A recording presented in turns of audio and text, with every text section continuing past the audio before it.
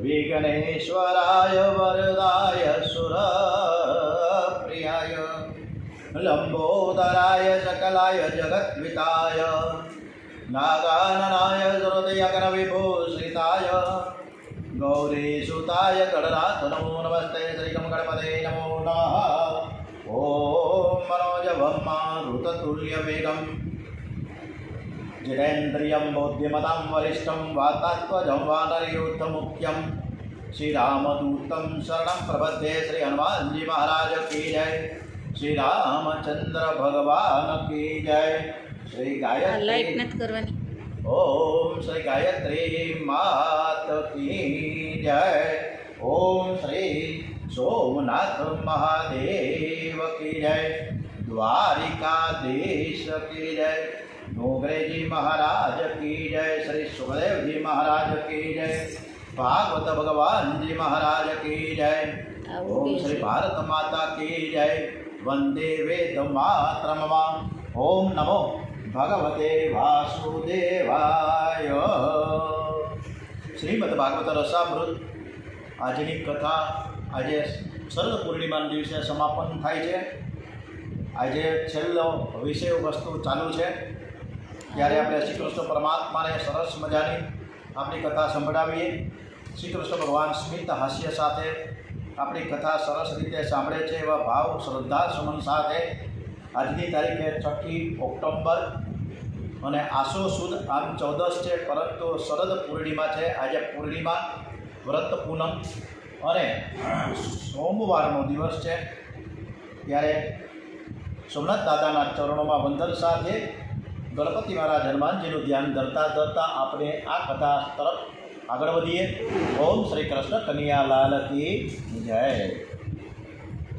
ભગવાન શ્રી કૃષ્ણ માતા પિતાને વંદન કરવા આવ્યા છે અને ત્યારે માતા દેવકીજીને પિતા વસુદેવજીને પૂછ્યું કે તમારી ઈચ્છા શું છે? વાસના છે ને પુનર્જન્મનું કારણ બને છે। વસુદેવજીએ કહ્યું છે કે મારી છેલ્લી પરીક્ષા સારી જાય એ કહેવાય ઈચ્છા છે।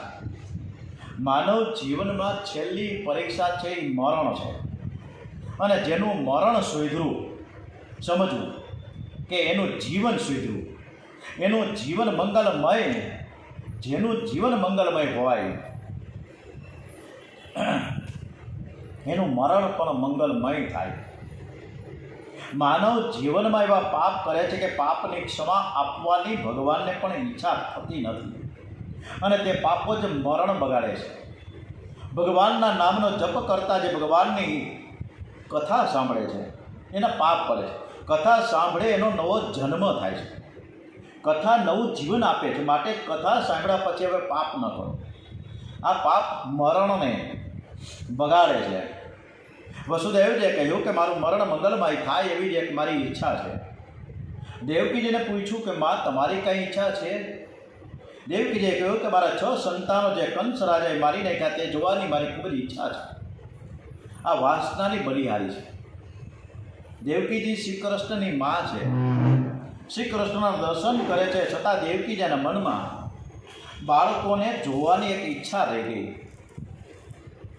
ભગવાન શ્રી કૃષ્ણ પાતાળમાં જાય છે, બાળકોને લઈ આવ્યા અને દેવકી મને પૂછ્યું કે હે માં, આ તમારા બાળકો હું તમને સોંપું છું, હવે તમારી કોઈ ઈચ્છા છે?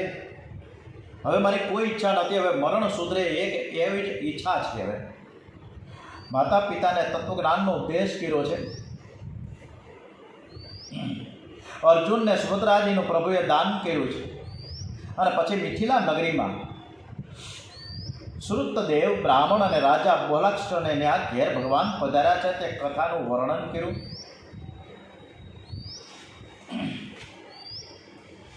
વેદ ભગવાન વેદ સ્તુતિમાં આરંભવાદ, પરિણામવાદ અને વિવર્તવાદનું એક રહસ્ય સમજાવવામાં આવ્યું છે।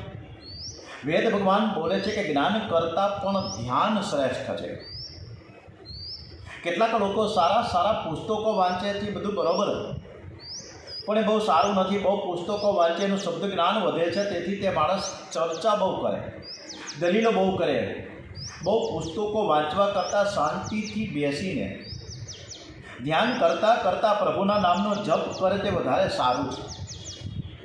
શિવ તત્વ અને વિષ્ણુ તત્વનું રહસ્ય સમજાયું. વૃકાસુરનો પ્રસંગ એક વર્ણન થયો. અર્જુનને થયેલ અભિમાન પ્રભુએ યુક્તિથી દૂર કર્યું એ કથા છે. સુખદેવજી મહારાજ કહે છે કે ભગવાન શ્રી કૃષ્ણના ગુણો તો અનંત અનંત છે. એમની લીલા અનંત છે અને અનંતની કથાનો અંત આવતો નથી. મારા ભગવાનનું પ્રાગટ્ય મથુરામાં થયું હતું. ત્યાંથી તે ગોકુળમાં પધાર્યા. તે 11 વર્ષ ને 52 દિવસ સુધીની લીલા કરી વ્રજવાસીઓને પરમાનંદ આપ્યો છે. કંસ આદિ રાક્ષસોનો વિનાશ કર્યો. મથુરાધીશ થયા, દ્વારિકાધીશ થયા. અનેક રાણીઓની સાથે લગ્ન થયું અને ગ્રસ્ત ધર્મનો જગતને આદર્શ બતાવ્યો છે. કૌરવો પાંડવોના યુદ્ધનું નિમિત્ત કરી ભગવાને ભાર ઉતાર્યો. અર્જુન અને ઉદ્ધવને તત્વજ્ઞાનનો ઉપદેશ કર્યો અને ત્યારબાદ ભગવાન શ્રી કૃષ્ણ ગોલોકમાં પધાર્યા છે. દસમા સ્કંદની સમાપ્તિમાં સંક્ષેપમાં શ્રી કૃષ્ણ ચરિત્રનું એક વર્ણન થયું. સુખદેવજી પરીક્ષિત રાજાને કહે છે કે જે માણસ કૃષ્ણ કથા, આ સુખદેવજી મહારાજના શબ્દો છે, બરાબર સાંભળજો. અનુકરણ થાય કે ન થાય પછીની વાત છે, પણ થોડો પ્રયત્ન કરીએ. કે જે માણસ કૃષ્ણ કથા ગંગામાં સ્નાન કરે છે તેના મનનો મેલ પણ ધોવાઈ જાય. લોકો ચારેય ધામની જાત્રા કરે છે પણ તેમનો સ્વભાવ સુધરતો નથી. જાત્રા કરવાથી, યજ્ઞ કરવાથી પુણ્ય વધે છે પણ સ્વભાવ સુધરતો નથી. અનેકવાર જ્યારે પુણ્ય વધી જાય ત્યારે અભિમાન પણ વધે છે. પુણ્યનું અભિમાન પાપ કરાવે છે. જાત્રા કરવાથી બગડેલું મન જલ્દીથી સુધરશે નહીં અને શુદ્ધ થશે પણ નહીં. પરંતુ શ્રી કૃષ્ણ કથા ગંગામાં સ્નાન કરવાથી મનનો મેલ ધોવાય છે, એનો સ્વભાવ સુધરે છે. જે માનવી પ્રતિદિને મતીને મુકુંદે શ્રીમત કથા શ્રવણ ચિંતવ માહ્ય સ્થાપે તે કાળ દુરસ્ત તે કાળ દુસ્તર તરી પરધામ પામે ઈચ્છુક ભૂપ વન જાય સ્વધામ કાજે.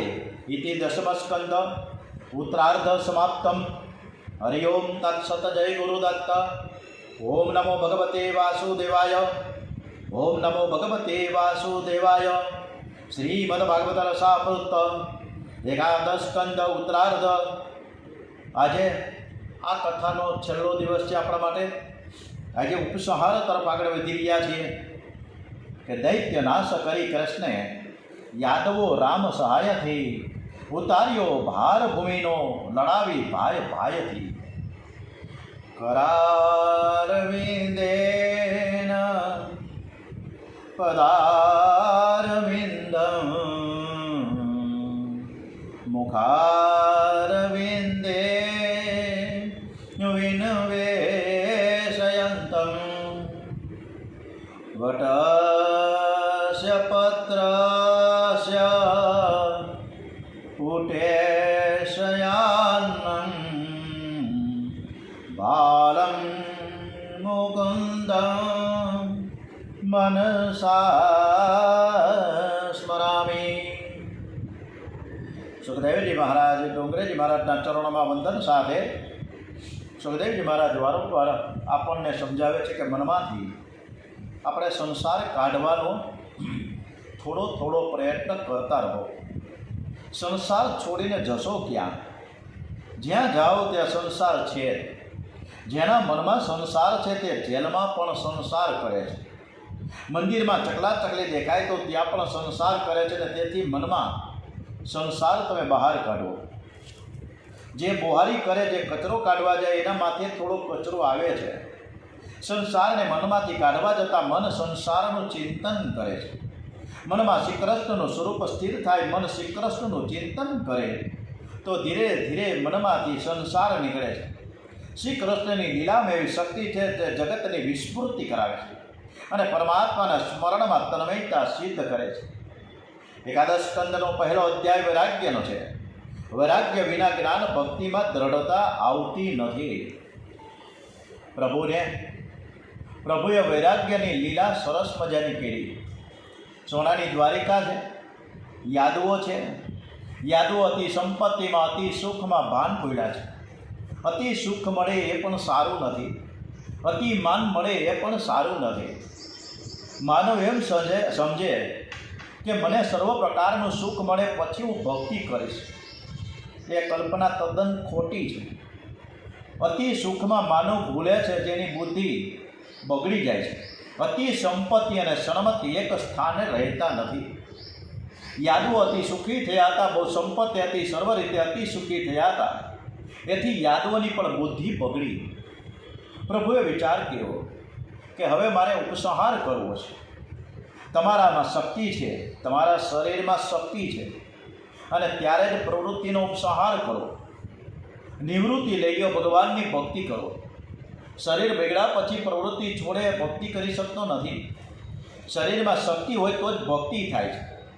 શક્તિ વિના ભક્તિ થતી નથી. તેથી જ શરીરમાં શક્તિ છે ને ત્યારે જ સમજીને વિવેકથી પ્રવૃત્તિનો ઉપસંહાર કરો.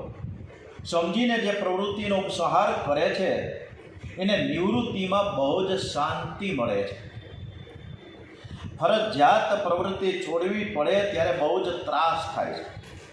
રામાયણમાં હનુમાનજી રાવણની લંકા બાળીને ભસ્મ કરી નાખી. પ્રભુએ સ્વેચ્છાથી દ્વારિકાને ડૂબાડી. કાળ ધક્કો મારી એના પહેલાં જ સમજીને બધું જ છોડીને જે બેસે છે તેને આનંદ મળે છે. માનવને વધારતા બહુ જ આવડે છે, પણ ઉપસંહાર કરતા આવડતું નથી. હવે હમણાં 2-3 દિવસથી ધૂળઝાડા શરૂ થઈ ગયા બધાને ઘરે. નોરતા પૂરા થયા. હવે થોડો વરસાદ હવે ઢીલો પડી ગયો. થોડા તડકા શરૂ થયા એટલે બધા ધૂળઝાડા શરૂ કરે છે. માળિયામાંથી બધો માલ કાઢે, સાફસૂફી કરે.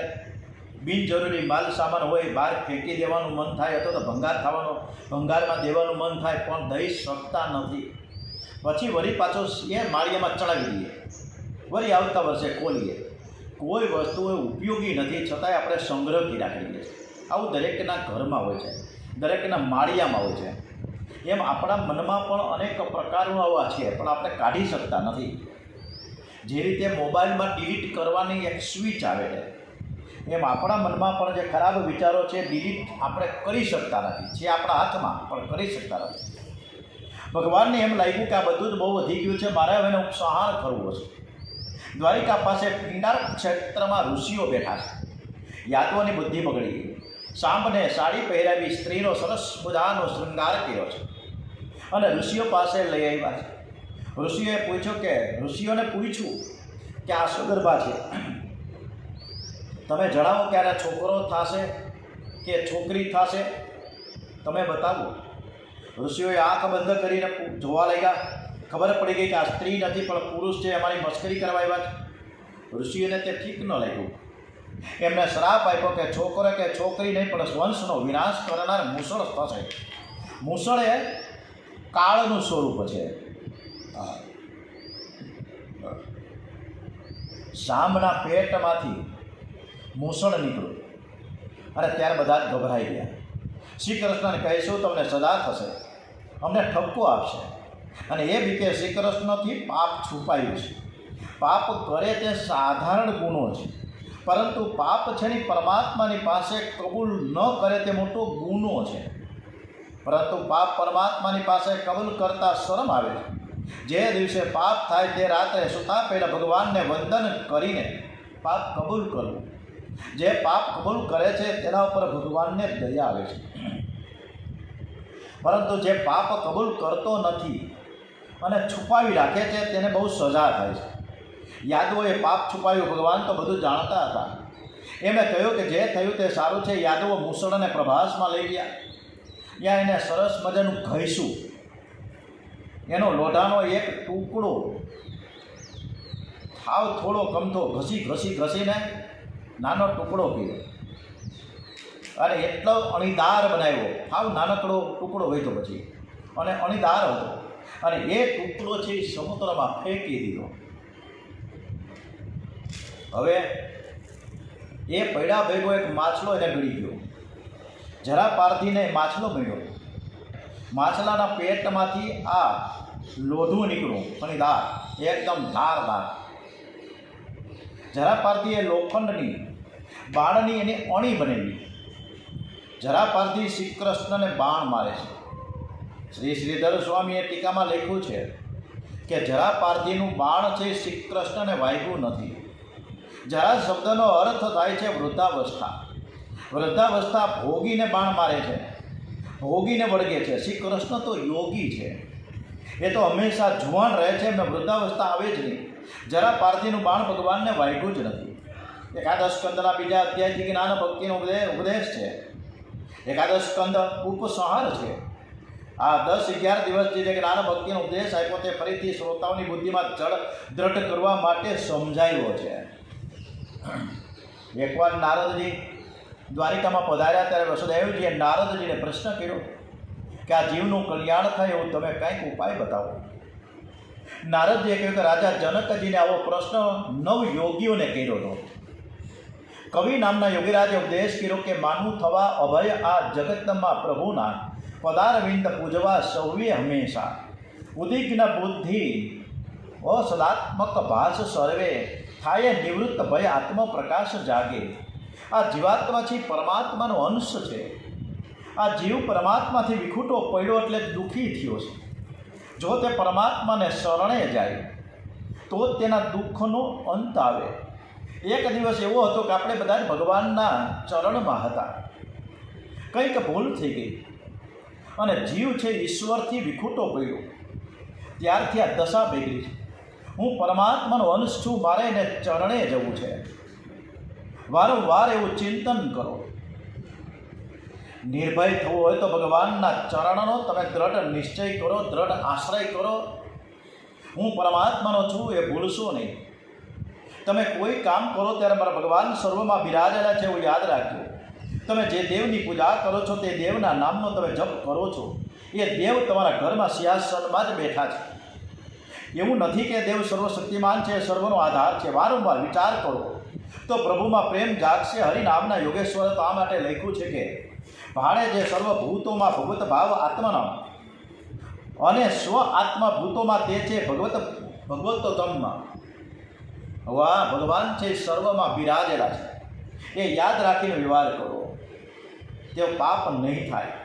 સત્કર્મ કરો પણ એનું ફળ તો મને મળવું જ જોઈએ એવી અપેક્ષા રાખશો નહીં. કરેલા કર્મનું ફળ છે ને પરમાત્માને અર્પણ કરો. એટલે રોજ આપણે આ કથા વાંચીએ છીએ, શ્રવણ કરીએ છીએ, એ ભગવાનને સમર્પિત કરીએ છીએ અને વારંવાર એક પ્રાર્થના કરીએ છીએ રોજ આપણે કથા શરૂ કરતા પહેલાં કે આ કથા છે એ ભગવાનને સમર્પિત કરીએ. અને ભગવાન રોજ આપણી કથા સાંભળે છે પણ સ્મિત હાસ્ય સાથે. આપણે જ કોઈ સ્મિત હાસ્ય લાવી શકતા નથી. જાણતા અજાણતા જેમ ઘરમાં ધૂળ આવે છે એમ વ્યવહારમાં પણ અશુદ્ધિ આવે છે. એ દૂર કરવા રોજ નિયમથી સત્સંગ કરો. આજે આ કથા સમાપન થશે, ફરીથી શરૂ થશે. આવતીકાલે કથા બંધ રહેશે પણ પરમ દિવસે વૃંદાવનથી કથા શરૂ થશે. એટલે આપણે રિપીટ ટુ રિપીટ આ કથા અવિરત ચાલુ છે, અખંડ ચાલુ છે. જ્યાં સુધી આ શરીરમાં જીવ છે, પ્રાણ છે, ત્યાં સુધી કથા રહેશે. માયાનું સ્વરૂપ થોડું સમજાયું. માયાને તરવાના ઉપાય પ્રભુત નામના યોગી રાજા બતાવ્યા છે. જેને માયાની તરવાની ઈચ્છા હોય તે બહુ સ્વતંત્ર થઈને ફરે નહીં, કોઈ સંતના ચરણને પકડી લે. પાણી પીના છાનકે ગુરુ કરના જાનકે. ગુરુ કરવાની બહુ ઉતાવળ ન કરવી. કંઈક થોડા અનુભવ થાય પછી ગુરુ કરવો. ગુરુ કર્યા પછી વિચાર ન કરો, કરતાં પહેલાં ખૂબ વિચાર કરો. જો ગુરુ જ લૌકિક સુખમાં ફસાયેલા હોય તો ગુરુ જ બંધનમાં હોય, એને જ પરમાત્માના દર્શન થયા ન હોય તો તે શિષ્યને કેવી રીતે પ્રભુના દર્શન કરાવી શકશે. અને આજે ધ્રુવજી મહારાજ નીકળ્યા છે જંગલમાં જવા માટે, પરમેશ્વરને પ્રાપ્ત કરવા માટે. ત્યારે ધ્રુવજીને સામે મળ્યા નારદજી, એક એવા સંત કે જે ભગવાનનો સાક્ષાત્કાર કરાવી શક્યા. તમારા માતા પિતાના આધીન રહેજો, કોઈ સંતને આધીન રહેજો. માયાને તરવાની ઈચ્છા હોય તો ગુરુદેવના ચરણોનો આશ્રય કરો. ગુરુદેવની આજ્ઞાનુસાર સાધન કરો. કોઈના ધર્મની નિંદા ના કરો. જેને માયાને તરવી છે તે દિવસમાં વધારે નહીં તો ઓછામાં ઓછા 4 કલાક મૌન રાખીને શાંતિથી ભક્તિ કરે. જીભથી ન બોલે તે સાધારણ મૌન છે. મૌનમાં મનથી પણ બોલશો નહીં. મનથી બોલે તે મૌનનો ભંગ કરે છે. ઘણા લોકો મૌન રાખે છે પણ લખીને બતાવે છે મારે મૌન છે. લખ્યું એટલે બોલવા જેવું થયું. કેટલાક આંખથી ઇશારો કરે છે તે પણ બોલવા જેવું જ થાય. મનથી પણ ન બોલે તે સાચું મૌન છે. માયાને તરવા માટે નિયમથી મૌન રાખી પ્રભુનું સ્મરણ કરવાની ટેવ પાડો. પ્રેમથી પરમાત્માના નામનું કીર્તન કરો અને સર્વ ઇન્દ્રિયોથી બ્રહ્મચર્ય પાળો. અને જ્યારે ડુંગરેજી મહારાજ સુખદેવજી વારંવાર કીર્તન કરવાનું કહે છે ત્યારે આપણે પણ થોડીક વાર એકાદ મિનિટ માટે હરે કૃષ્ણ કૃષ્ણ કૃષ્ણ હરે હરે હરે રામ રામ રામ હરે હરે હરે કૃષ્ણ કૃષ્ણ કૃષ્ણ હરે હરે. રાજાએ પ્રશ્ન કર્યો છે, મહારાજ આ જીવ ચેતન છે ને માયા જળ છે, તો જળ ચેતન આ ગાંઠ કેમ પડી અને ક્યારથી પડી? જીવનો માયા સાથે સંબંધ કેમ થયો? સુખદેવજી મહારાજ સાવધાન કરે છે, અરે માયાને છોડો અને પરમાત્માને પકડો તો માયાનું સ્વરૂપ સમજાશે. જીવ માયાને પકડી રાખે છે અને માયાનો વિચાર કરે છે. માયાને છોડ્યા વિના માયા સમજાતી નથી. પહેલાં માયાને છોડવાનો થોડો પ્રયત્ન કરીએ ને તો માયા આપણને સમજાશે. એક ભાઈ ઝાડ નીચે બેઠા હતા અને ઉપરથી એકદમ નાગ એટલે કે સાપ એના ખોળામાં પડ્યો. ખોળામાં પડ્યા પછી એ વિચાર એવું કરશે કે આ સાપ મારા ખોળામાં કેમ આવ્યો, કેવી રીતે આવ્યો, કેમ ઉપરથી પડ્યો, આવો બધો વિચાર કરશે. જો આવો બધો વિચાર કરે તો નાગ દંશ દેશે. પહેલાં તો એ સાપને દૂર કરવા પ્રયત્ન કરવો અને પછી વિચાર કરો કે આ સાપ ક્યાંથી આવ્યો. આ માયા છે ને સર્પ જેવી છે. સર્પને ફેંકીને પછી જેમ વિચાર કરો છો તેમ પહેલાં માયાને છોડો, પછી પરમાત્માને પકડો, પછી જ માયાનું તરફ સ્વરૂપ તમને સમજાશે. જેને માયા કરવાની ઈચ્છા હોય તે સૂર્યોદયનો સમય અને સૂર્યાસ્તનો સમય સાચવે. એક એક વસ્તુ અદ્ભુત ડોંગરેજી મહારાજ અને સુખદેવજી મહારાજ આપણને સમજાવે છે. સૂર્યોદયના સમયે બીજું કંઈ કામ ન કરવું, હાથ જોડીને ઊભા રહેવું. તમે જે દેવની પૂજા કરો છો તે સૂર્યનારાયણમાં બિરાજમાન છે. એવી ભાવના રાખીને તેજોમય મંડળની સાથે ઈષ્ટદેવનું ધ્યાન કરવું.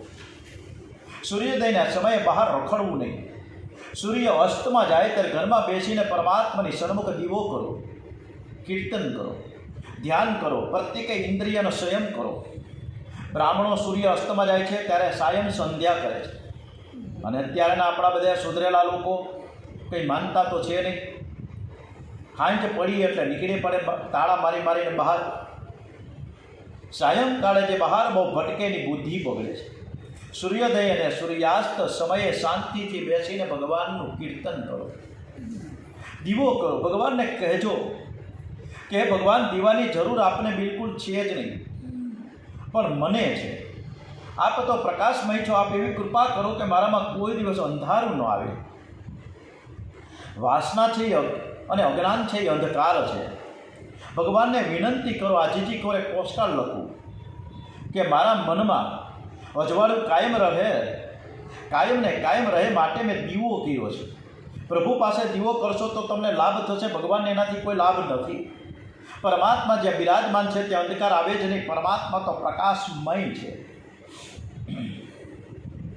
પછી તો નારદજી વસુદેવજીને સાવધાન કરે છે, બહુ તો ગઈ ને થોડી રહી. સમય હવે થોડો છે. શ્રી કૃષ્ણ મારો દીકરો છે એવું તમે માનશો નહીં. એ પરમાત્મા છે, ઈશ્વર છે, પ્રભુ છે. મૃત્યુ માથે છે તે યાદ રાખીને તમે પાપ છોડો. વસુદેવજીને નારદજી સાવધાન કરીને પધાર્યા છે. આ બાજુ બ્રહ્માદિક દેવો દ્વારિકામાં આવ્યા છે. દ્વારિકાનાથની સ્તુતિ કરે છે કે સોદામમાં પધારો. અને એ જ સમયે ઉદ્ધવજી ત્યાં આવ્યા. બહુ સરસ આમાં સમજાયું છે કે બ્રહ્માદિક દેવો દ્વારિકામાં આવ્યા છે અને દ્વારિકાનાથને સ્તુતિ કરે છે કે સોદામમાં પધારો. એક વખત એ જ બ્રહ્માદિક દેવો સ્તુતિ કરતા હતા કે તમે ધરતી ઉપર પધારો, બહુ જ પાપ વધી ગયું છે, તમે જલ્દી જલ્દી અવતરણ કરો. અને એ જ બ્રહ્માજી કે દેવો હવે દ્વારિકાનાથને વિનંતી કરે છે કે તમે સ્વધામમાં પધારો. એ જ સમયે ત્યાં ઉદ્ધવજી આવ્યા. ઉદ્ધવજી સમજી ગયા કે હવે ભગવાન સ્વધામમાં પધારશે. ઉદ્ધવજી વારંવાર ચરણમાં વંદન કરે છે, કહે છે કે મને સાથે લઈ જાઓ. શ્રી કૃષ્ણ કહે છે કે ઉદ્ધવ, તું મને બહુ જ વહાલો છે, પણ મારો કાયદો ના પાડે છે. તું મારી સાથે ક્યાં આવ્યો હતો? જીવ એકલો જ આવે છે અને એકલો જ જાય છે. હે ઉદ્ધવ, મેં તારી ઉપર કૃપા કરી છે, પણ હવે તું જ તારા ઉપર સ્વયં તું જ કૃપા કર. ઈશ્વર કૃપા, સંત કૃપા, શાસ્ત્ર કૃપા અને ચોથી છે આત્મકૃપા. હે ઉદ્ધવ, તારી લાગણી તને થવી જોઈએ. હે ઉદ્ધવ, આ જીવ ઘણી વખત પતિ થયો છે, ઘણી વખત પત્ની થયો છે, ઘણા છોકરાઓને ગોદમાં રમાડ્યા, ઘણાને પરણાવ્યા. પૂર્વજન્મના છોકરાઓ ક્યાં હશે ખબર છે? પૂર્વજન્મના પતિ અને પત્ની ક્યાં હશે? જીવ તો અનાદિકાળથી સંસારમાં ફરતો જ આવ્યો છે. પશુ પક્ષીઓ પણ સંસાર કરે છે, પશુ પક્ષીમાં પણ પત્ની હોય છે અને પતિ પણ હોય છે. ઉદ્ધવ, તું તારો ઉદ્ધાર કર, તું જ નક્કી કર કે હવે મારે પતિ થવું નથી, કે મારે પત્ની પણ થવું નથી. હવે મારે કોઈના પેટમાં જવું નથી, મારે તો હવે પરમાત્માના ચરણમાં જવું છે. તારી લાગણી તને ન થાય ત્યાં સુધી તારું કોઈ કલ્યાણ નથી. હે ઉદ્ધવ, વિશેષે માનવી તો છે, ગુરુ આપ જ આપનો, પ્રત્યક્ષ અનુમાને જે પામે છે તે પંથ શ્રેયનો. હે ઉદ્ધવ, તારી લાગણી તને થવી જોઈએ. હે ઉદ્ધવ, તને સંસાર સુખમાં સુગ નથી આવતી. હે ઉદ્ધવ, તો એવો નિશ્ચય કરે કે મારે આ જગતમાં ફરી આવવું નથી, મારે ભગવાનના ચરણે જવું છે. હે ઉદ્ધવ, મારા વિના જે તને દેખાય છે તે ક્ષણે બદલાય છે. એ દુઃખરૂપ છે. જગત સત્ય નથી, પરમાત્મા સત્ય છે. તું જેવા પ્રશ્નો કરે છે ને એવા પ્રશ્નો યદુ રાજાએ ગુરુ દત્તાત્રેયને કર્યા હતા. દત્તાત્રેય સ્વામી સહ્યાદ્રી પર્વતની તળેટીમાં બેઠા, લંગોટી વિના બીજું કંઈ પણ વસ્ત્ર ના મળે, આનંદમાં છે. યદુ મહારાજ ત્યાં આવ્યા છે, પૂછે તમારી પાસે કંઈ નથી, છતાં તમે આનંદમાં કેમ છો? અમારા ઘરમાં તો બધું જ છે, પડતા એમ છતાં પણ શાંતિ નથી. આજે એક ઘરમાં અશાંતિનું સામ્રાજ્ય સ્થપાયું છે. ક્યાંય કોઈને શાંતિ નથી, બધાને ઉદ્વેગ છે, બધાને ડિપ્રેશન છે, કોઈને રાત્રે નીંદર નથી આવતી. આ તકલીફ છે. ગુરુ દત્તાત્રેય સ્વામી ઉપદેશ કર્યો છે, આ જગતમાં બે જ પદાર્થ છે, જળ અને ચેતન. મેં નિશ્ચય કર્યો કે જળ કરતાં ચેતન શ્રેષ્ઠ છે. જે દેખાય છે તેને જળ કહે છે, જેને દેખાય છે, અને જે દેખાય છે તેને જળ કહે છે, જેને દેખાય છે તે ચેતન છે. ક્ષણે ક્ષણે બદલાય છે તે જળ છે, ને જેનું સ્વરૂપ એક જ સરખું રહે છે તે ચેતન છે. ચેતનનું પરિવર્તન થતું જ નથી, જળનું પરિવર્તન થાય. આનંદ કોઈ જળ વસ્તુમાં નથી. આનંદ એક ચેતન પરમાત્માનું સ્વરૂપ છે. એ ચૈત્યના રૂપે મારી અંદર છે. હું આનંદમાં રહું છું, મને કદી સુખ નથી, મને કદી દુઃખ નથી. હું આનંદ રૂપ પરમાત્માની સાથે પ્રેમ કરું છું. તેથી હું જ્યાં જાઉં છું ત્યાં મને અતિ આનંદ મળે છે. મને જે જ્ઞાન મળ્યું છે તેનું કારણ મેં દ્રષ્ટિને ગુણમય રાખી છે. હું કોઈનો દોષ જોતો નથી. બ્રહ્માજીની સૃષ્ટિ ગુણદોષથી ભરેલી છે. પ્રત્યેક ઈશ્વરનો એકાદ સદગુણ હોય છે. એ સદગુણોનો વિચાર કરું છું. જેમાં મને સદગુણ દેખાય એને હું ગુરુ બનાવું છું. મારા અનેક ગુરુ છે. આ ધરતીને મેં ગુરુ માની છે, જળને માની છે, અગ્નિને માની છે, વાયુદેવને, ઈયળને, મધમાખીને, ભમરાને, અનેકને ગુરુઓ બનાવ્યા છે. ગુરુ દત્તાત્રેયજીએ સંક્ષેપમાં બોધ આપ્યો છે. યદુરાજાને અતિશય આનંદ થયો છે. એ ગુરુ દત્તાત્રેય સ્વામીના ચરણોમાં સાષ્ટાંગ વંદન કરીને જય જયકાર કરે છે. બોલીએ શ્રી ગુરુ દત્તાત્રેય સ્વામી મહારાજ કી જય. પછી તો ભગવાને ઉદ્ધવને સાધકના ધર્મો સમજાવ્યા, સિદ્ધ મહાત્માઓની સ્થિતિ કેવી હોય છે તે સમજાવ્યું છે. બંધન અને મોક્ષની મહિમા કથા બતાવી. જ્યારે મહાપ્રયાણ થવાનો સમય હતો ત્યારે કૃષ્ણ ભગવાને ઉદ્ધવજીને તત્વજ્ઞાનનો ઉપદેશ કર્યો છે. ઓલે બાજુ કુરુક્ષેત્રના મેદાનમાં શ્રી કૃષ્ણ ભગવાને સારથીના રૂપે અર્જુનને ઉપદેશ કર્યો. ઉદ્ધવે પ્રશ્ન કર્યો છે કે મન વિષયોમાં જાય છે કે વિષયો મનમાં આવે છે? બહુ અદ્ભુત પ્રશ્ન કર્યો છે કે આપણું મન છે વિષયોમાં જાય છે કે વિષયો મનમાં આવે છે? ભગવાન કહે છે કે આવો પ્રશ્ન સનત કુમારજીએ પણ કર્યો હતો. ત્યારે હંસ નારાયણ પ્રગટ થયા હતા. હંસ નારાયણે બોધ આપ્યો કે પહેલાં મન છે એ વિષયોમાં વિષયાકાર બને છે અને ત્યારબાદ તે વિષયાકાર મનમાં વિષયો સ્થિર થાય છે. હે ઉદ્ધવ, મનમાં રહેલો સંસાર બહુ રડાવે છે. તું તારા મનમાંથી સંસાર હવે કાઢી નાખ અને તું તારા મનને સાચવજે. પછી તો ઉદ્ધવજીને જ્ઞાન, વૈરાગ્ય, ધ્યાન, યોગ ઘણા યોગ સમજાવ્યા. એક આસને બેસવાની ટેવ પાળવા માટે ખૂબ અદ્ભુત વાત મૂકી. આંખને સ્થિર કરો, પછી મન સ્થિર થશે. એક અંગનું ચિંતન કરવું તેને ધ્યાન કહેવામાં આવે છે. સર્વાંગનું ધ્યાન કોને કહેવું? આમાં ભગવાને ખૂબ સરસ મજાનું ઉદ્ધવજીને આ ધ્યાન યોગ સમજાવ્યો છે કે એક આસને પહેલાં તો બેસવાની ટેવ પાડો, આંખને બરાબર સ્થિર કરો, પછી મન ઓટોમેટિક સ્થિર થવા લાગશે. એક અંગનું ચિંતન કરવું તેને ધ્યાન કહે છે. સર્વાંગનું ચિંતન કરવું તેને ધારણા કહે છે. હે ઉદ્ધવ, જેમ જેમ જગત ભૂલાય છે તેમ તેમ આનંદ વધવા લાગે છે. હે ઉદ્ધવ, આનંદ છે જગતમાં નથી, જગતની વિસ્મૃતિમાં છે. આ જગત સુખ દુઃખથી ભરેલું છે. જગત ભૂલાય ત્યારે આનંદ મળે છે, દરરોજનો અનુભવ છે. નિંદ્રામાં કેમ શાંતિ મળે છે? આપણે ઊંઘી જાય પછી એકદમ નીરવ શાંતિ. કારણ કે જગત હોવા છતાં નિંદ્રામાં જગતની સ્મૃતિ નથી, યાદે ન આવે. મનમાંથી સંસાર નીકળી જાય છે ને તેથી નિંદ્રામાં શાંતિ મળે છે. હે ઉદ્ધવ, નિંદ્રામાં જેમ મન જગતને ભૂલે છે તેમ જાગ્રત અવસ્થામાં પણ મન છે જગતને ભૂલી જાય. પરમાત્માના સ્વરૂપમાં તન્મય થાય તો આનંદ મળે છે. ધ્યાનની તન્મયતામાં ધ્યાન કરનાર પોતાને ભૂલી જાય છે. આત્મા દેહથી જુદો પડે છે. આત્માનો દેહ સંબંધ છૂટે છે ને ત્યારે જ બ્રહ્મ સંબંધ થાય છે.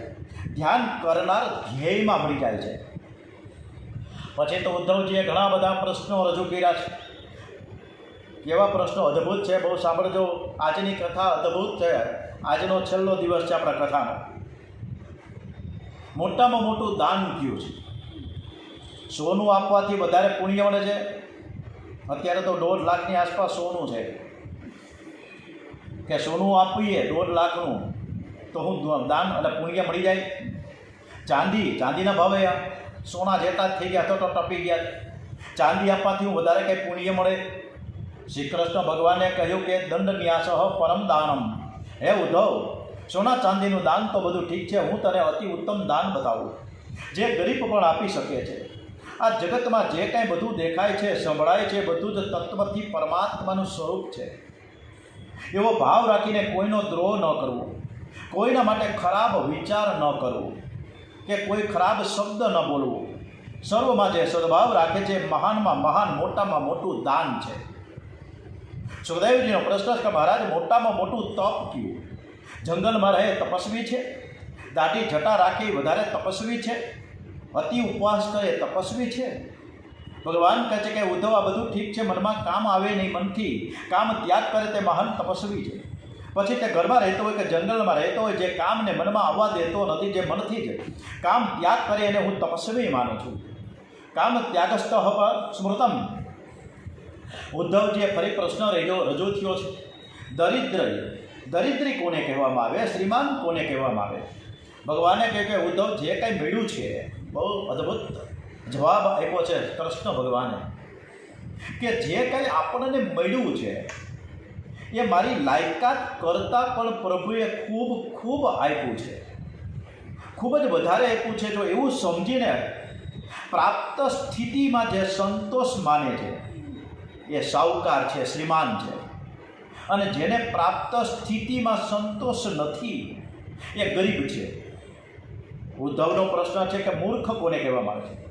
ભગવાન કહે છે કે ઉદ્ધવ, શરીર તે હું છું એવું સમજે છે. જે શરીર સુખમાં ફસાયેલો રહે છે એ મૂર્ખ છે. શરીરથી આત્મા જુદો છે. હે ઉદ્ધવ, પુસ્તકમાં લખેલું મસ્તકમાં રાખીને બોલે સાધારણ જ્ઞાન છે. પોતે જે જાણે છે એ અને તે જેણે જીવનમાં ઉતાર્યું છે એ જ સાચો જ્ઞાની છે. તમે જે જાણો છો તે જીવનમાં ઉતારો. જ્ઞાન પ્રમાણે ક્રિયા કરો. જે જ્ઞાન પ્રમાણે ક્રિયા ન કરે એનું ક્રિયા પ્રમાણે જ્ઞાન થઈ જાય છે. હે ઉદ્ધવ, એ જે જ્ઞાન પ્રમાણે ક્રિયા કરે છે એ જ જ્ઞાની છે. ઉદ્ધવજીનો પાછો પ્રશ્ન એટલા બધા સરસ રજૂ થયા છે. આવો જ પ્રશ્ન ધર્મરાજા યુધિષ્ઠિરે ભીષ્મ પિતામહે પણ કર્યા. ભીષ્મ પિતામહને જ્યારે બાણશૈયા ઉપર સૂતા અને ત્યારે કૃષ્ણ ભગવાને ભીષ્મ પિતામહને કહ્યું કે બાજુમાં ઉભા યુધિષ્ઠિર, તમારા દીકરાને તમારે એને કાંઈક પ્રશ્નો તમારે પૂછવા છે. અને ત્યારે આવા જ પ્રશ્નો સરસ મજાના રજૂ થયા હતા. ઉદ્ધવજીનો પ્રશ્ન છે કે સાચું ધન કયું? ભગવાન જવાબ આપે છે કે ઉદ્ધવ, ધર્મ એ જ સાચું ધન છે. ધર્મ ઇષ્ટમ ધર્મ નૃણામ. ઉદ્ધવજીનો પ્રશ્ન છે કે સ્વર્ગ કોને કહેવામાં આવે, નરક કોને કહેવામાં આવે?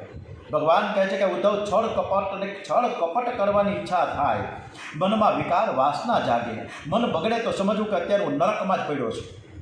મનમાં સાત્વિક ભાવ જાગે, પરમાત્માનું સ્મરણ કરતા હૃદય પીગળે, પરોપકારમાં શરીર ઘસાવવાની ભાવના થાય અને અભિમાન ઉતરે, અભિમાન મરી જાય તો સમજવું કે હું સ્વર્ગમાં જ છું. ઉદ્ધવજીનો પ્રશ્ન છે કે મહારાજ, જીવ કોને કહે છે, ઈશ્વર કોને કહેવામાં આવે છે? ભગવાન કહે છે કે ઉદ્ધવ, જે પરતંત્ર છે એ જીવ છે ને જે સ્વતંત્ર છે ઈશ્વર છે. જે માયાને આધીન છે તે જીવ છે ને જે માયા જેને આધીન છે એને ઈશ્વર કહે છે. દેહનું અભિમાન રાખે તે જીવ છે ને આ સમષ્ટિ બ્રહ્માંડનું જેને અભિમાન છે તે ઈશ્વર છે. જીવ તો અનેક છે અને ઈશ્વર તો એક જ છે. ઉદ્ધવજી પૂછે છે કે વીર કોણ? બહારના શત્રુઓને મારે તે વીર ન કહેવાય. જે અંદરના શત્રુઓને મારે, જે વિષેન્દ્રિયને કાબૂમાં રાખે તે વીર છે. પ્રશ્ન થયો છે પાછો, નિત્ય નવા પ્રશ્નો રજૂ થાય ઉદ્ધવજી તરફથી કે જીવનો મિત્ર કોણ? ભગવાન કહે છે બધાનો મિત્ર હું છું. હું સર્વ જીવોની સાથે નિસ્વાર્થ ભાવે પ્રેમ કરું છું. ઉદ્ધવજીનો પ્રશ્ન છે કે મહારાજ, ગુણ કોને કહેવામાં આવે છે, દોષ કોને કહેવામાં આવે છે? ભગવાન કહે ઉદ્ધવ, બીજાના દોષનો વિચાર કરવો એ જ મોટામાં મોટો દોષ છે. સ્વદોષનું સ્મરણ રાખીને પોતાનું જીવન સુધારવા માટે સતત પ્રયત્ન કરવો એ જ ગુણ કહેવાય. જગત તુચ્છકારે તિરસ્કારે ગમે તે કરે, શ્રેય વાંચુએ પોતાનો ઉદ્ધાર કરવો ઘટે. હે ઉદ્ધવ, જગતની પાછળ પડીશ નહીં, મારી પાછળ તું પડ. આ જગતને કોઈ રાજી કરી શક્યો નથી. પરમાત્માને રાજી કરે તે જગતને રાજી કરે છે. પરમાત્માને જે જાણે તેને જાણવાનું કંઈ બાકી રહેતું નથી. નિંદા સ્તુતિમાં મનને શાંત રાખજે. ઉદ્ધવજી કહે મહારાજ, ખોટી નિંદા સહન થતી નથી, કરવું શું? ભગવાને કહ્યું ઉદ્ધવ, નિંદા ખરી હોય કે ખોટી હોય, નિંદા સહન ન થાય તો માનજો કે ભક્તિનો રંગ તમને હજી લાગ્યો જ નથી. જેને નિંદા સહન ન થાય તેનું જ્ઞાન કાચું છે. નિંદા સ્તુતિ એ તો શબ્દરૂપ છે. આ શબ્દ આકાશમાં જાય છે. શબ્દ આત્માનો ધર્મ નથી. આકાશનો ધર્મ છે એ શુદ્ધ આત્માને સ્પર્શ કરતો નથી. ભગવાન કહે છે કે ઉદ્ધવ, સૂર્યનારાયણ કોઈની નિંદા નથી કરતા, કોઈની સ્તુતિ કરતા નથી. સૂર્યનારાયણ તો તેજોમય છે. એ જગતને ઓળખે છે. જગતમાં સજ્જન કોણ છે, દુર્જન કોણ છે, ભાગવતની કથા કોણ સાંભળે છે અને કોણ કથા સાંભળતું નથી, ચંપલ ઉઠાવીને કોણ લઈ જાય છે, આ બધું જ જુએ છે. પણ સૂર્યનારાયણ કોઈ દિવસ એવું બોલતા નથી કે આ દુર્જન છે કે આ સજ્જન છે. જગતને ઓળખજો, પણ જગતનું બહુ વર્ણન ના કરવું. જગતમાં કંઈ ખરાબ નથી. આ જગતમાં શ્રી કૃષ્ણ વિના કંઈ સારું પણ નથી. જગતની નિંદા કરવાથી મન બગડે છે અને જગતનું બહુ વર્ણન કરવાથી પણ મન બગડે છે. કદરી બ્રાહ્મણની એક કથા સંભળાવી છે. કદરી બ્રાહ્મણને લોકોએ બહુ ત્રાસ આપ્યો ત્યારે મનને સમજાવે છે, નથી જનો આ સુખ દુઃખ હેતુ, ન દેવ આત્મા ગ્રહ કર્મ કાળ. ખરેખર કારણ મન છે જે સંસારનું ચક્ર જ ફેરવે છે. હું જ સર્વમાં રહેલો છું. મારામાં જે ચૈતન્ય છે તે જ સર્વમાં છે. આ સિદ્ધાંત સાચો છે તો કોણ મારી નિંદા કરે છે? મારી આંગળી મારી આંખમાં જાય તો આંગળીને સજા કોણ કરે? મારા દાંત મારી જીભને કચરી નાખે તો જીભ સહન કરે છે. એક જ પરમાત્મા સર્વમાં છે. જીવ કરેલા કર્મના ફળ ભોગવે છે. સુખ દુઃખની કલ્પના મન કરે છે. મન માને તો સુખ છે અને મન ન માને તો દુઃખ છે. આ બધો જ ખેલ મન કરે છે. હું તો સાક્ષી ભાવે નિહાળું છું. કદરી બ્રાહ્મણે મનને આવો ઉપદેશ કર્યો છે. પછી તો ભગવાને ઉદ્ધવને અનુલોમ પ્રતિલોમ વિધિથી ઉત્પત્તિ સ્થિતિની પ્રક્રિયા સંભળાવી, પ્રલયનો ક્રમ બતાવ્યો છે. ઉદ્ધવ, પરમાત્મા કૃપા કરે તો સત્સંગ મળે છે, પણ કુસંગથી અલગ રહેવું એ તારા હાથની વાત છે. સત્સંગ ન મળે તો વાંધો નથી, કુસંગથી તો દૂર જ રહે છે. અતિ કામીનો સંગ તેને કુસંગ કહેવામાં આવે છે. જેને પાપની બીક લાગતી નથી, જેને પ્રભુમાં પ્રેમ નથી, એવા જીવનો સંગ એ કુસંગ છે. એ ઉદ્ધવ, કુસંગથી જીવન જલ્દીથી બગડે છે. સંગની અસર પશુ પક્ષી ઉપર પણ થાય છે. કસાઈના ઘરનો પોપટ ગાળ આપે છે. વૈષ્ણવના ઘરનો પોપટ રઘુપતિ રાઘવ રાજા રામ બોલે છે. હે ઉદ્ધવ, જન્મથી કોઈ બગડેલો નથી, સંગથી બધા જ બગડે છે અને સંગથી જ જીવન સુધરે છે. તમારા કરતા જ્ઞાનમાં, વૈરાગ્યમાં, ભક્તિમાં જે આગળ વધ્યા છે એવા મહાપુરુષોનું તમે સ્મરણ કરો. એવા મહાપુરુષોની આંખમાં, મનમાં રાખો. સંસાર સુખમાં ફસાયેલા કોઈ વિલાસી ગ્રસ્તનું તમે સ્મરણ રાખો. જેનું મન લૌકિક સુખમાં ફસાયેલું છે એ તો માત્ર દયા પાત્ર છે, એના સાચા સુખની ખબર નથી. ઉદ્ધવજી વારંવાર ભગવાનને વંદન કરે છે. થોડા સમયમાં આપે મને સુંદર સુંદર બોધ આપ્યો છે. હું તમારા શરણે આવ્યો છું, હું એકલો કોઈ ઠેકાણે ગયો જ નથી. આપ વધારો તો આપની પાછળ પાછળ હું આવીશ. ભગવાને કહે, ઉદ્ધવ, તારા હૃદયમાં ચૈતન્ય રૂપે હું જ રહેલો છું. તું મારું ધ્યાન કર. ત્યાં તું જ્યારે મારું ધ્યાન કરીશ ત્યારે હું પ્રગટ થઈશ. તો એ ભાવના રાખજે કે શ્રી કૃષ્ણ મારી સાથે જ છે. ઉદ્ધવજીએ કહ્યું કે સાધના કરવા માટે મને કોઈ તમે આધાર તો આપો. માલિકને દયાવી છે. ઉદ્ધવજીને ચરણની પાદુકા આપીને કહ્યું કે ઉદ્ધવ, આ ચરણ પાદુકા તું લે. ઉદ્ધવજીને આનંદ થયો છે. પ્રેમમાં એ શક્તિ છે. પ્રેમ જળને પણ ચેતન બનાવે છે. ચરણ પાદુકામાં ઉદ્ધવજીને શ્રી કૃષ્ણ ભગવાનના દર્શન થાય છે. ઉદ્ધવજીએ ચરણ પાદુકા મસ્તક ઉપર ધારણ કરી છે. શ્રી કૃષ્ણના ચરણોમાં વંદન કરી ઉદ્ધવજી બદ્રિકાશ્રમમાં પધાર્યા છે. બદ્રીનારાયણ પાસે પાંડુકેશ્વરમાં અલકનંદાના કિનારે ઉદ્ધવજી બેઠા છે. આદિનારાયણ પરમાત્માનું ધ્યાન કરતા કરતા હરે કૃષ્ણ કૃષ્ણ કૃષ્ણ હરે હરે પરમાત્માના ચરણમાં ઉદ્ધવજી લીન થયા. એકાદશ સ્કંદના 29મા અધ્યાયની આ કથા છે. 30 ને 31 આ બે અધ્યાયમાં યુદ્ધવંશના વિનાશની કથા છે. મહાન સંત શ્રી શ્રીધર સ્વામીએ આ બે અધ્યાયનો વિસ્તાર કરવાની આજ્ઞા આપી નથી. એનું બહુ સંક્ષિપ્તમાં વર્ણન કર્યું. યાદવોમાં કલહનો વિનાશ થયો છે. શ્રી શ્રીધર સ્વામી ઉપસાર બહુ સુંદર કર્યો છે. ભગવાનની ઈચ્છાથી યાદવોનો વિનાશ થયો છે. પ્રભાસમાં પીપળાની તળે પરમાત્મા બિરાજ્યા હતા અને એ જ સમયે ભારતમાં ચંદ્રભાગા નદીના કિનારે પુંડલિક નામનો મહાન ભક્ત થયો. પુંડલિક આખો દિવસ માતા પિતાની સેવા કરે છે, સ્મરણ શ્રી કૃષ્ણનું કરે છે. પુંડલિક બહુ ગરીબ છે, ભિક્ષા માંગવા જાય છે, રસોઈ બનાવે છે, માતા પિતાને જમાડે છે. માતા પિતાને વૃદ્ધાવસ્થામાં અનેક રોગ થયા છે. વળી વૃદ્ધાવસ્થામાં સ્વભાવ જરા ચીડિયો થયો છે. પુંડલિક સેવા કરે છે, માતા પિતાનો તિરસ્કાર કરે છે. પુંડલિક માતા પિતાને કોઈ દિવસ સામો જવાબ આપતો નથી. વારંવાર વંદન કરે છે. એ માતા પિતાને જ પરમાત્મા માને છે અને બહુ ઈચ્છા હતી કે મારે એકવાર દ્વારિકાનાથના દર્શન કરવા માટે મારે દ્વારિકા જવું છે. પણ માતા પિતાની સેવા છોડીને દ્વારકા જઈ શકતો નથી. સતત સેવા અને સ્મરણ કરવાથી પુંડલિકનું મન શુદ્ધ થયું. શુદ્ધ મનમાં એક દિવસ એવો ભાવ જાગ્યો તો દ્વારિકાથી જઈ શકતો નથી. પણ દ્વારિકાનાથ શ્રી રૂકમણીજી સાથે લઈને મારા ઘેર આવે. મારે દ્વારિકાનાથને રૂકમણીજીની પૂજા કરવી છે. પુંડલિકનો પ્રેમ બહુ વધી ગયો છે અને તે પરમાત્માને આકર્ષણ થયું. પ્રભુએ દ્વારિકા લીલાનો ઉપસાર કર્યો છે અને દ્વારિકાનાથ શ્રી રૂકમણીજીની સાથે લઈને ચંદ્રભાગા નદીના કિનારે પંઢરપુરમાં પુંડલિકના ઘેર પધાર્યા છે. પુંડલિકની નાનકડી ઝૂંપડીમાં, પુંડલિક તો નાનકડી ઝૂંપડીમાં રહે છે. 14 ભુવનનો નાથ એના આંગણે ઊભો છે. આનંદ સમાતો નથી. હું પ્રભુનું શું સ્વાગત કરું? હું તો દરિદ્રી બ્રાહ્મણ છું. દ્વારિકાનાથને પુંડલિકે ઈંટ આપી છે અને કહ્યું કે ઈંટ ઉપર તમે બિરાજો. માતા પિતાની સેવા થઈ ગયા પછી હું તમારી સેવા કરવા આવીશ. માતા પિતામાં એવો પ્રેમ જોઈને પરમાત્મા બહુ રાજી થયા. પ્રભુએ કહ્યું કે હું ઊભો છું, તારા માતા પિતાનું તું સેવા શાંતિથી પૂરી કરી નાખ. ઈંટ ઉપર પરમાત્મા ઊભા છે. માતાની સેવા કર્યા પછી પુંડલિક પિતાજીની સેવા કરવા માટે ગયો. એને આવતા વિલંબ થયો. પરમાત્માની કેળ દુખવા લાગી છે. પ્રભુએ 2 હાથ કેળમાં રાખ્યા. ભગવાનને કેળ શું દુખે? પ્રભુએ જગતને બોધ આપ્યો છે કે હું તમારા માટે આટલો જ ઊભો છું. આ સંસાર સાગરમાં મોટા મોટા ડૂબી ગયા પણ જે મને ભજે છે તેમના માટે હું આટલો જ ઊંડો છું. કેળપુર જ ઊંડો છું. શ્રી કૃષ્ણ ચરણનો આશ્રય કરે છે. પરમાત્માના સેવા સ્મરણમાં જે તન્મય બને છે સંસાર સાગરમાં ડૂબે નહીં. કેળપુર જળમાં કોઈ ડૂબે નહીં. એ પરમાત્માના ચરણનો આશ્રય કરે છે, અનાયાસે તરી જાય છે. જગતને કહ્યું છે તો હું ગયો નથી, પણ હું તમારી પ્રતીક્ષા કરતો ઊભો છું. વિઠ્ઠલજી મહારાજ બધાની પ્રતીક્ષા કરે છે. જીવ મારો છે અને હું જીવ માત્રને માટે અહીંયા ઊભો છું. હું સંતોના હૃદયમાં છું, ભાગવતમાં છું, સ્વયં ભાગવતમાં. એટલે આપણે રોજ ભાગવત વાંચીએ, રોજ બધા જ સાંભળો, રોજ ભાગવત ઘરે ઘરે વંચાય, આવી એક લાગણી છે. ભગવાન આજે પણ પ્રત્યક્ષ આ ભાગવતમાં બિરાજમાન છે.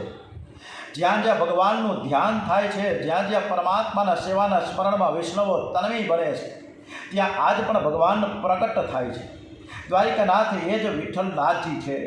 આવી પ્રભુ હરિતણી રસના કથા જે કલ્યાણકારી ચરિતો શુદ્ધ જન્મ કરવી અન્યત્ર અહીં કરી કીર્તનને સુણે છે. ભક્તિ પરા પરમહંસ અતિ મળે તે. ઇતિ એકાદશમો 11મો સ્કંદ સમાપ્ત થયો છે. ઓમ નમો ભગવતે વાસુદેવાય. ઓમ નમો ભગવતે વાસુદેવાય.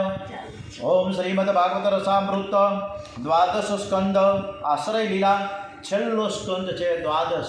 આપણે ખૂબ જ શાંતિથી આ છેલ્લો સ્કંદ સાંભળીએ, પછી આપણે ભાવભીની ભગવાનને વિદાય તો નહીં જ આપીએ, ફરીથી આપણે આ કથા ચાલુ જ થશે. એકાદશ સ્કંદ એ મુક્તિ લીલા છે અને 12 સ્કંદ તે આશ્રય લીલા છે. મુક્ત જીવો પરમાત્માના ચરણમાં રહે છે. પરીક્ષિત રાજાએ પ્રશ્ન કર્યો છે કે કળિયુગનું વર્ણન સાંભળવાની મારી ઈચ્છા છે. કળિયુગનું ઘણું બધું ભવિષ્ય વર્ણન કર્યું છે. કળિયુગના આરંભમાં પૃથ્રથ નામના વંશનો પુરંજય નામનો રાજા ભારતમાં રાજ્ય કરશે. એનો મંત્રી છે સુનક કપટ કરીને રાજાને મારશે અને પોતે પોતાના પુત્ર પ્રદ્યોતને ગાદીએ બેસાડશે. પ્રદ્યોતના વંશમાં કેટલાક રાજાઓ રાજ્ય કરશે. પછી કળિયુગમાં ચંદ્રગુપ્ત રાજાનું રાજ્ય થશે. અશોક નામનો રાજા આવશે. પછી સંગત નામનો રાજા આવશે. આ સંગત રાજાથી બૌદ્ધ ધર્મનો પ્રચાર શરૂ થશે. એ પછી આંભીર જાતિના 7 રાજાઓ ભારતમાં રાજ્ય કરશે. 8 યવનો રાજ્ય કરશે. 14 ગોરાઓ કળિયુગમાં રાજ્ય કરશે. જેમ જેમ કળિયુગ વધશે એમ વર્ણાશ્રમ ધર્મની વ્યવસ્થા છીન ભીન થતી જશે. કળિયુગના વિલાસી લોકો કુલ ગોત્ર જાતિનો વિચાર કર્યા વિના સ્નેહ લગ્ન કરશે. કળિયુગમાં વર્ણશંકર જાતિશંકર બહુ થશે. હજારો વર્ષની આ કથની છે અત્યારે સાર્થક થતી જ હોય એવું નથી લાગતું. કળિયુગના બ્રાહ્મણો વેદાંત ધ્યાન નહીં કરે. તપશ્ચર્યાથી હીન એવા બ્રાહ્મણો થશે. કળિયુગના સાધુઓ સંન્યાસીઓ પૈસા ભેગા કરશે. મોટા મોટા બગલાઓ બાંધશે. ગ્રસ્થના જેવું જીવન ગાળશે. બ્રહ્મચારી વિલાસી થશે. કળિયુગના રાજાઓ પ્રજાને ચૂસીને કર લેશે. પ્રજાનું કલ્યાણ કરશે નહીં, ભક્ષણ કરશે. કળિયુગના રાજાઓ ગાયોને પણ ત્રાસ આપશે, ગાયોનો સંહાર કરશે. કળિયુગની સ્ત્રીઓ અતિ કામી, કપટ કરવામાં બહુ હોશિયાર અને જૂઠું બોલનારી થશે. કળિયુગમાં પૈસાને માટે 2 સગા ભાઈઓ ઝઘડો કરશે. કળિયુગમાં સંતાનો વૃદ્ધ માતા પિતાની સેવા નહીં કરે. ભયંકર કળિયુગ આવશે ત્યારે વિષ્ણુ યશ નામના બ્રાહ્મણને ઘેર કલ્કી નારાયણનું પ્રાગટ્ય થશે. કલ્કી નારાયણ કળિયુગનો ઉપસંહાર કરશે. કેટલાક વર્ષો ગયા પછી સતયુગનો આરંભ થશે. સુખદેવજી મહારાજ પરીક્ષિત રાજાને સાવધાન કરે છે કે રાજન આજે છેલ્લો દિવસ છે. તક્ષક નાગ આવવાની હવે તૈયારી થઈ ગઈ છે. તક્ષક શરીરને પકડશે, કરડશે. આત્માને કરડવાનો નથી, પરમાત્માનો અંશ છે. પ્રભુના ચરણે તારે જવાનું છે. તું તેજોભાઈ નારાયણનું ધ્યાન કર. વિદ્યા તપ પ્રાણ નિરોધ સંખ્યે તીર્થાભિષેક જપ ધ્યાન વ્રતે ન સુધી થાતી ઉર્ણી કસાથી યથા હૃદયે આવી વસે મુરારી. સમય તો થયો છે પણ હું બેઠો છું ત્યાં સુધી તક્ષક નાગ નહીં આવે, અને કદાચ આવે અને મારી નજર પડશે તો એનું ઝેર હું અમૃત બનાવી દઈશ. સુખદેવજી મહારાજ એવું નથી કર્યું કે તક્ષક નાગનું બાળીને ભસ્મ કરી નાખ્યું, એવા શબ્દ નથી હોય, પણ તક્ષક નાગની અંદર રહેલું ઝેર છે હું અમૃત બનાવી દઉં. મેં બ્રહ્માજી સિદ્ધ કરી છે. તારા મનમાં હજી પણ કાંઈ શંકા હોય તો તું મને નિઃસંકોચ પ્રશ્ન કર. હજુ તને કંઈક સાંભળવાની ઈચ્છા હોય તો તું મને કહે, હું તને હજી કથા સંભળાવું. પરીક્ષિત મહારાજ સુખદેવજીના ચરણમાં વારંવાર વંદન કરે છે. હે ગુરુદેવ, આપે બહુ કૃપા કરી છે. મારા મનમાં હવે કોઈ શંકા રહી જ નથી. મારે કંઈ પૂછવું જ નથી. મને તક્ષક નાગની હવે જરા પણ બીક લાગતી જ નથી. મારી અંદર ચૈતન્ય રૂપે જે નારાયણ છે એ જ તો આ નાગમાં છે. આપે મને કથા સંભળાવી નથી. આપે મને પરમાત્માના દર્શનની આંખ આપી છે. આપે મને કૃતાર્થ કર્યો છે. જેની દ્રષ્ટિ દિવ્ય, એની સૃષ્ટિ પણ દિવ્ય બને. ચારે બાજુ નારાયણના દર્શન કરું છું. જમણી બાજુમાં નારાયણ છે, ડાબી બાજુમાં નારાયણ છું. મારી સન્મુખ નારાયણ છે, પાછળ નારાયણ ઊભા છે, સામે નારાયણ ઊભા છે. મારી અંદર નારાયણ, બહાર નારાયણ, બધું જ નારાયણ, બધું જ નારાયણ. આપે પ્રથમ સ્કંદની કથા કરીને પ્રભુના દક્ષિણ ચરણના મને દર્શન થયા. આપે દ્વિતીય સ્કંદની કથા કરી ત્યારે ડાબા ચરણના મને દર્શન થયા.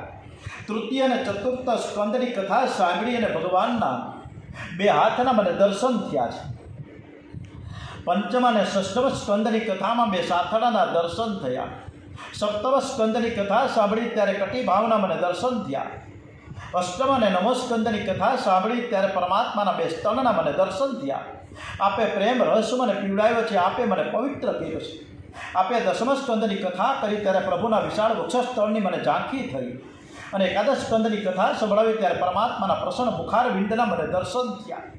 ભગવાન શ્રી કૃષ્ણ પ્રેમથી મને જુએ છે, ગાલમાં ધીરે ધીરે હસે છે, બહુ પ્રસન્ન દેખાય છે. અને દ્વાદશ સ્કંદની કથા સાંભળી મને તો એમ લાગે કે ભગવાન હવે મને બોલાવે છે કે તું હવે જલ્દી આવી જા મારી પાસે.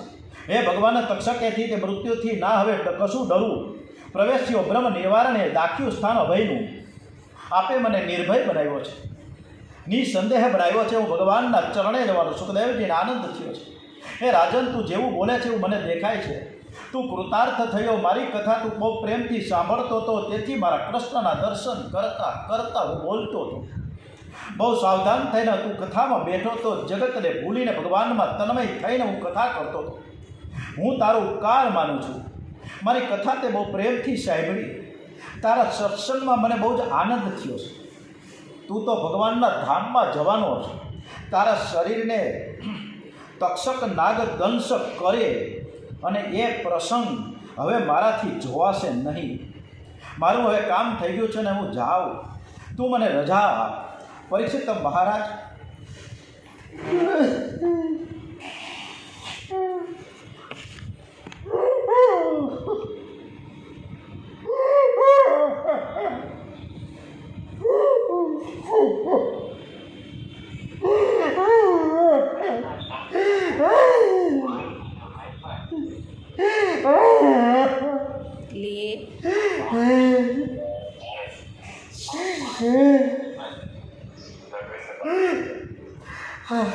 પાણી પી લે.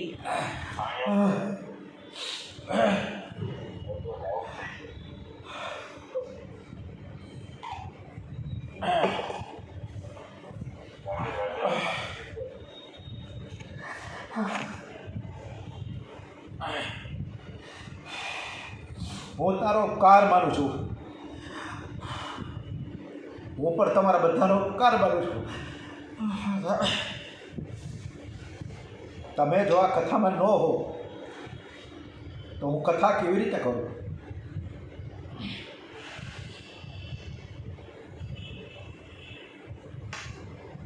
મારી કથા સુખદેવજી મહારાજ કહે છે કે મારી કથા તે બહુ પ્રેમથી સાંભળી. તારા સત્સંગમાં મને બહુ જ આનંદ થયો છે. તું તો હવે ભગવાનના ધામમાં જવાનો છે.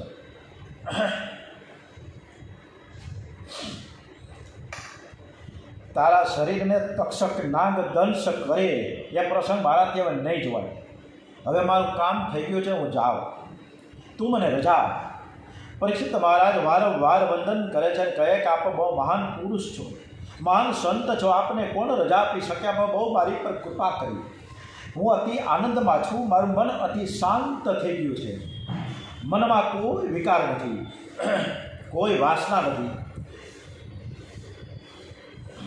હું પરમાત્માના દર્શન કરી રહ્યો છું. મનમાં થોડી ભાવના છે. સમાપ્તિમાં હું મારા સદગુરુ દેવની પૂજા કરું છું. અને સુખદેવજીના સદગુરુ છે રાધાજી, શ્રી કૃષ્ણ. શ્રી એટલે રાધા.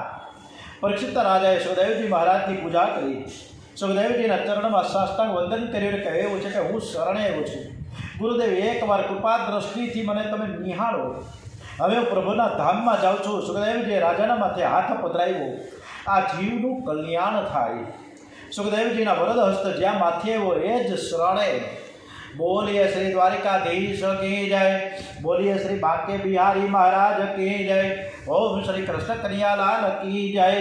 શંખ ચક્ર ગદા પદ્મધારી ચતુર્ભુજ દ્વારિકાનાથના પરીક્ષિત રાજાને પ્રત્યક્ષ દર્શન થયા છે. રાજાને કૃતાર્થ કર્યા છે અને સુખદેવજી મહારાજ પછી તો ઊભા થયા. મોટા મોટા ઋષિઓની કથા શ્રવણ કરવા માટે બેઠા હતા. સુખદેવજીના પૂજ્ય પિતા વ્યાસ નારાયણ પણ કથામાં બેઠા હતા. વ્યાસ નારાયણ સુખદેવજીની કથા સાંભળીને બહુ રાજી થયા છે. મારો દીકરો છે પણ મને તેવું લાગે કે મારા કરતાં પણ બહુ જ શ્રેષ્ઠ અતિ સુંદર કથા કરી. એના જ્ઞાન વૈરાગ્યની પ્રેમ લક્ષણા ભક્તિ અલૌકિક છે. વ્યાસજી નારદજી જેવા મહાન પુરુષો ઉઠીને ઊભા થયા. શ્રી સુખદેવજી મહારાજનો જય જયકાર થયો છે. બોલીએ શ્રી સુખદેવજી મહારાજ કી જય. શ્રી સુખદેવજી મહારાજ કી જય. નૈમિષારણ્યમાં સુખદેવ સૂતજી શૌનકજી આદિ પૂર્વ ઋષિઓને આ કથા સંભળાવે છે. મારા સદગુરુ સુખદેવજી મહારાજ છે પૂર્ણ માન આપે છે, કોણ વંદન કરે છે તરફ મહારાજનું ધ્યાન નથી. સુખદેવજીની બ્રહ્માકાર વૃત્તિ સ્થિર થયેલી છે. પછી તો સુખદેવજી મહારાજ ક્યાં ગયા કાંઈ ખબર ના પડી. કોઈએ જોયું પણ નહીં કે ક્યાં ગયા. સુખદેવજી અદૃશ્ય થઈ ગયા. સમાપ્તિમાં પરીક્ષિત મહારાજે ગંગાજીના દર્શન કર્યા. ગંગાજીમાં સ્નાન કર્યું. ગંગા કિનારે પવિત્ર દરભાસણમાં બિરાજ્યા છે. સૂતજી વર્ણન કરે કે હું ત્યાં જ બેઠો હતો. મેં નજરે નજર જોયું છે. રાજાના શરીરમાંથી દિવ્ય તેજ નીકળ્યું અને તે વ્યાપક બ્રહ્મ સ્વરૂપમાં લીન થયું. પરીક્ષિત વિમાનમાં બેસીને વૈકુંઠમાં ગયા પછી શરીરને તક્ષકનો દંશ થયો. તક્ષકના વિષય અગ્નિમાં શરીર ધગધગ બળવા લાગ્યું. દેવોએ પુષ્પ વૃષ્ટિ કરી છે. ધન્ય છે આ ભાગવત સપ્તાહ. ધન્ય છે શ્રી સુખદેવજી મહારાજને, ધન્ય છે રાજા પરીક્ષિતને અને ધન્ય છે પૂજ્ય શ્રી ડોગરજી મહારાજને. કાળ તક્ષકન કરડતા પહેલાં જ પ્રભુના ધામમાં ગયો. પરીક્ષિત રાજાને સદગતિ મળી છે. ગંગા કિનારે મારા સદગુરુદેવ શ્રી સુખદેવજીના મુખથી આ ડોગરજી મહારાજ હવે છેલ્લે વાત કરી ગયા છે.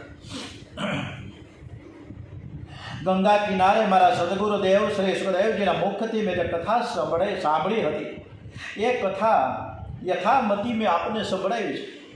આ કથામાં જે દિવ્ય તત્વ છે તે મારા સદગુરુદેવનો પ્રસાદ છે. કથામાં જે કંઈ દોષ હશે તે બધો જ મારો દોષ છે. કથામાં ઘણા પ્રમાદ થયા છે તે બધા જ મારા છે.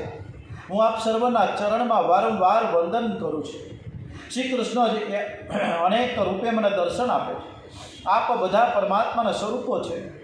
શુદ્ધજીને દિન બનીને વારંવાર વંદન કરી ક્ષમા માંગી છે.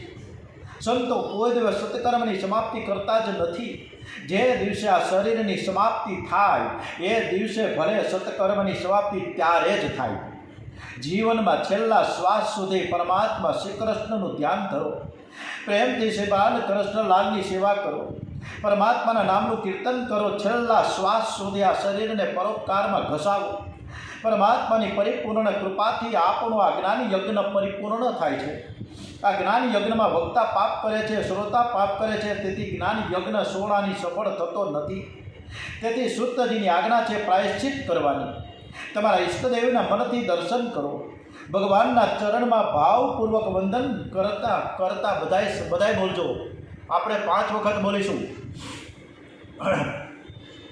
હરે નમઃ, હરે નમઃ, હરે નમઃ, હરે નમઃ, હરે નમઃ, નમઃ. આ 5 અક્ષરનો મંત્ર જોરથી 5 વખત બોલવાની આજ્ઞા કરી છે. મનમાં નહીં પણ જોરથી બોલવાની આજ્ઞા કરી છે. કેસ વાગે પડે કો ક્યાં વ્યાકુળ દુઃખથી દ્રવે. હરે નમઃ ઊંચેથી બોલે દુઃખ અધો જશે.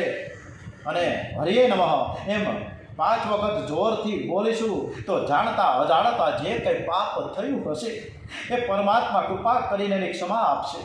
આપણો જ્ઞાની યજ્ઞ પરિપૂર્ણ સફળ થશે. પરમાત્મા શ્રી કૃષ્ણ સર્વને સદબુદ્ધિ આપશે. શ્રી બાલકૃષ્ણ લાલ સર્વનું કલ્યાણ કરશે.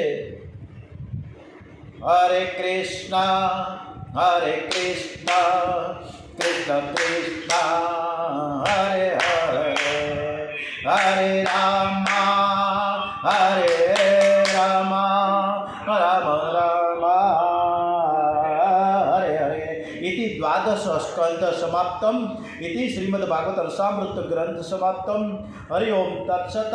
ओम श्री कृष्णाय वासुदेवाय हरे परमात्मने नमो नमः। प्रणतोकलेशनाशनाय गोविंदाय नमो नमः। આજે આપના બધાના શ્રી કૃષ્ણ ભગવાનના ચરણમાં અને તમારા બધા આ પરીક્ષિતો છે, તમે બધાના ચરણમાં વારંવાર વંદન કરું છું કે આપની કૃપા દ્રષ્ટિથી હું આ કથા કરી શકું છું। એટલે આપણે હવેથી વૃંદાવનમાં પરમ દિવસથી, આવતીકાલે બંધ રહેશે, પરમ દિવસે વૃંદાવનમાં આપણે કથા ફરીથી રિપીટ થાય છે પહેલા અધ્યાયથી માયતમથી। ત્યારે આપણે પછી ફરીથી કથા સાંભળવા માટે તૈયાર રહીશું। ઓમ શ્રી કૃષ્ણ કનૈયાલાલ કી જય। આજની કથા ખૂબ જ ભાવુક, બહુ જ ઉપદેશ દેનારી હતી। ભગવાનના ચરણોમાં ખૂબ ખૂબ કોટી કોટી વંદન સાથે ઓમ શ્રી કૃષ્ણ કનૈયાલાલ કી જય। ઓમ શ્રી બાલકૃષ્ણ લાલ કી જય। શ્રી ડોંગરેજી મહારાજ કી જય। श्री गणपति महाराज की जय। ओम श्री हनुमानजी महाराज की जय। श्री रामचंद्र भगवान की जय। ओम श्री गायत्री माता की जय। श्री सोमनाथ महादेव की जय। श्री भारत माता की जय। वंदे वेद मातरम श्री भागवत भगवान जी महाराज की जय। ओम नमो भगवते वासुदेवाय। ओम नमः पार्वती पते हर हर हर हर।